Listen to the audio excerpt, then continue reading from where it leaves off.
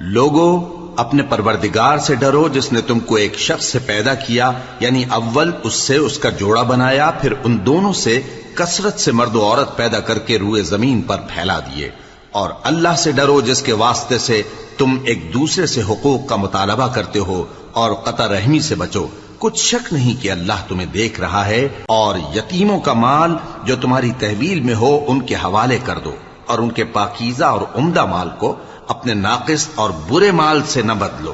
اور نہ ان کا مال اپنے مال میں ملا کر کھاؤ کہ یہ بڑا سخت گناہ ہے۔ اور اگر تم کو اس بات کا خوف ہو کہ یتیم لڑکیوں کے بارے میں انصاف نہ کر سکو گے تو ان کے سوا جو عورتیں تم کو پسند ہوں، 2 یا 3 یا 4 ان سے نکاح کر لو۔ اور اگر اس بات کا اندیشہ ہو کہ کئی عورتوں سے انصاف نہ کر سکو گے تو ایک ہی عورت سے نکاح کرو یا باندی سے تعلق رکھو جس کے تم مالک ہو، اس طرح تم بے انصافی سے بچ